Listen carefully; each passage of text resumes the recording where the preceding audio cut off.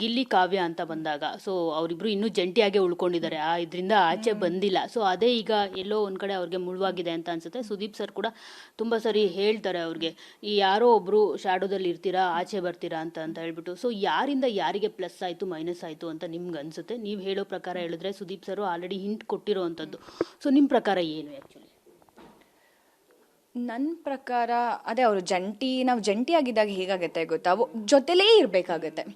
ಇವಾಗ ನಾನು ಮಂಜು ಅಕ್ಕ ಅಂತ ಬಂದಾಗ ಎಲ್ಲರೂ ಅವಾಗ ಹೇಳ್ತಿದ್ದಷ್ಟೇ, ಮಂಜು ಅಕ್ಕನ ಶಾಡೋದಲ್ಲಿ ಇದ್ದಾಳೆ ರಾಶಿ ಅನ್ಕೊಂಡು. ಬಟ್ ಏನೂ ಮಾಡೋಕ್ಕಾಗಲ್ಲ. 2-3 ವೀಕ್ಸ್ ನಾವು ಜೊತೆಲೇ ಇರಬೇಕು, ಎಲ್ಲರೂ ಜೊತೆಲೇ ಇರಬೇಕಾಗತ್ತೆ. ಬಟ್ ಅದಾದಮೇಲೂ ನನಗೂ ಅದೇ ಅನ್ನಿಸ್ತಾ ಇತ್ತು.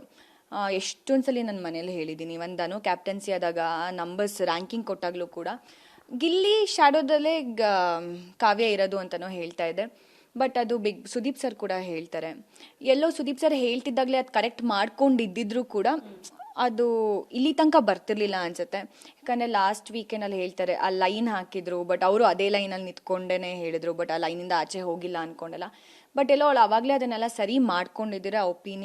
ನಾವೇ ಆ್ಯಕ್ಚುಲಿ ಒಂದು ಒಪಿನಿಯನ್ ಕೊಡ್ತಿರ್ತೀವಿ, ಒಪಿನಿಯನ್ ಕೊಟ್ಟಿಲ್ಲ ಅಂದರೆ ಸರಿ ಇರುತ್ತೆ ಅಂತ ಅನ್ಸುತ್ತೆ. ಓಕೆ, ಇನ್ನು ಉಸ್ತುವಾರಿ ಅಂತ ಬಂದಾಗ ರಾಶಿಕಾ ಮತ್ತು ಉಸ್ತುವಾರಿ ಎರಡೂ ವಿರುದ್ಧ ಪದಗಳು.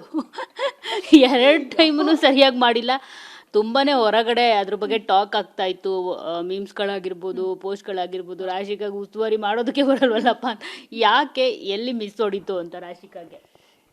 ಉಸ್ತುವಾರಿ ಅಂತ ಇವಾಗ ನೀವು ಹೇಳ್ತಿದ್ರು ನನಗೆ ಎಲ್ಲಿ ಭಯ ಆಗ್ತಿದೆ ಅಪ್ಪ ಉಸ್ತುವಾರಿನ ಅಂದ್ಕೊಂಡು.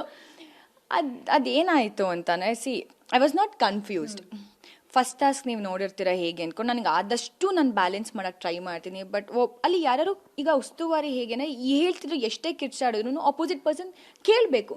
ನಾನು ಕೇಳೋದೇ ಇಲ್ಲ ಅಂತ ಅಂದಾಗ ನಾವು ಏನು ಮಾಡಿದ್ರು ಕಷ್ಟ ಆಗುತ್ತೆ. ಆ್ಯಂಡ್ ನಮ್ಮ ಮನೇಲಿ ಇದ್ದಾಗ ಎಲ್ಲರೂ ಉಸ್ತುವಾರಿಗೆ ಒಂದು ರೆಸ್ಪೆಕ್ಟ್ ಮಾಡ್ತಿದ್ರು, ಹೇಳ್ತಿದ್ದನ್ನ ಕೇಳ್ತಾ ಇದ್ರು. But wild card entry guest ಅಂತ ಬಂದಾಗ ಚೈತ್ರ ಅವ್ರನ್ನ ಹ್ಯಾಂಡಲ್ ಮಾಡೋದು ನನಗೆ ತುಂಬ ಕಷ್ಟ ಆಯಿತು. ಯಾಕಂದರೆ ಏನು ಹೇಳಿದ್ರು ಒಪ್ಕೋತಿರ್ಲಿಲ್ಲ. ನಾನು ಹೇಳ್ತಾ ಇರ್ತೀನಿ, ಯಾಕಂದರೆ ಆ ಮಾರ್ಕ್ನೆಲ್ಲ ನೋಡ್ತೀನಿ, ಅಶ್ವಿನಿ ಮ್ಯಾಮ್ ಕೈಯಲ್ಲಿ ಕಾಲಲ್ಲೆಲ್ಲ ಫುಲ್ ಮಾರ್ಕ್ ಆಗಿರುತ್ತೆ. ನಾನು ಹೇಳ್ತೀನಿ, ಬಿಟ್ಟಿಲ್ಲನೇ ನಾನು ಡೆಸ್ಕ್ ತೆಗಿತೀನಿ ಅಂತ ಅವ್ರಿಗೆ ತುಂಬ ಸಲ ಹೇಳ್ತೀನಿ. ಬಟ್ ಅವ್ರು ಬಿಡೋದೇ ಇಲ್ಲ. ಯಾಕಂದ್ರೆ ನನಗೆ ಭಯ ಮತ್ತಿನ್ನೇನಾರು ಆಗ್ಬಿಡತ್ತಾ ಅಂದ್ಕೊಂಡು. ಯಾಕಂದರೆ ಅದಕ್ಕಿಂತ ಮುಂಚೆ ಬಿಗ್ ಬಾಸ್ ಹೇಳಿರ್ತಾರೆ, ನಿಮ್ಮ ಹೆಲ್ತ್ ನೋಡ್ಕೊಳ್ಳೋದು ನಿಮಗೆ ಬಿಟ್ಟಿರೋದು, ಹುಷಾರಾಗಿ ಎಲ್ಲರೂ ಆಟಾಡಿ ಅಂತ ಹೇಳಿರ್ತಾರೆ. ಆ್ಯಸ್ ಅ ಉಸ್ತುವಾರಿ ನನ್ನ ರೆಸ್ಪಾನ್ಸಿಬಿಲಿಟಿ ಕೂಡ ಆಗಿರುತ್ತೆ, ಅದು ಹೇಗೆ ಹ್ಯಾಂಡಲ್ ಮಾಡ್ತೀನಿ ಅಂತ. ಬಟ್ ಅಲ್ಲಿ ಎಲ್ಲೂ ನಾನು ಕನ್ಫ್ಯೂಸ್ಡ್ ಆಗಲಿಲ್ಲ. ಯಾಕಂದರೆ ಅಲ್ಲಿ ಆ ವಾರ 4 ಟಾಸ್ಕ್ ಇತ್ತು, ನಾನು ಒಬ್ಬಳೇ ಉಸ್ತುವಾರಿ, ನನಗೆ ಯಾರೋ ಹೆಲ್ಪಿಂಗ್ ಅಂತಲೂ ಯಾರೂ ಇರಲಿಲ್ಲ, ನಾನು ಒಬ್ಬಳೇ ಉಸ್ತುವಾರಿ ಮಾಡಬೇಕಿತ್ತು. ಬಟ್ ಸೆಕೆಂಡ್ ಟಾಸ್ಕ್ ಅಂತ ಬಂದಾಗ ತುಂಬ ದೊಡ್ಡ ಟಾಸ್ಕ್ ಅದು. ಯಾಕಂದರೆ 2 ಕಡೆನೂ ನೋಡಬೇಕಾಗ್ತಿರತ್ತೆ, ಇಲ್ಲಿ ಏನೋ ಆಗ್ತಿರತ್ತೆ, ಅಲ್ಲಿ ಹೋಗಬೇಕು, ಅವರೇನೋ ಅದನ್ನು ತೆಗೆದುಬಿಟ್ಟಿರ್ತಾರೆ. ನಾನು ಕನ್ಫ್ಯೂಸ್ ಆಗಿದ್ದೆ, ಎಲ್ಲರೂ ನನ್ನ ಜಾಸ್ತಿ ಕನ್ಫ್ಯೂಸ್ ಮಾಡಿದ್ರು. ಅಷ್ಟು ಬಿಟ್ಟರೆ ಇನ್ನು ಮಿಕ್ಕಿದ ಟಾಸ್ಕ್ನೆಲ್ಲ ನಾನು ಚೆನ್ನಾಗೇ ಮಾಡಿದೆ.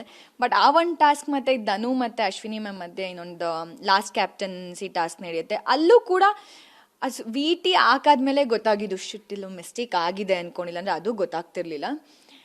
ಅದೇ ನೆಕ್ಸ್ಟ್ ಉಸ್ತುವಾರಿ ಅಂತ ಲಾಸ್ಟ್ ಇದು ಬರೋ ಟಾಪ್ 6 ಕೂಡ ಉಸ್ತುವಾರಿ ಮಾಡೋಕೆ ಕೊಡ್ತಾರೆ.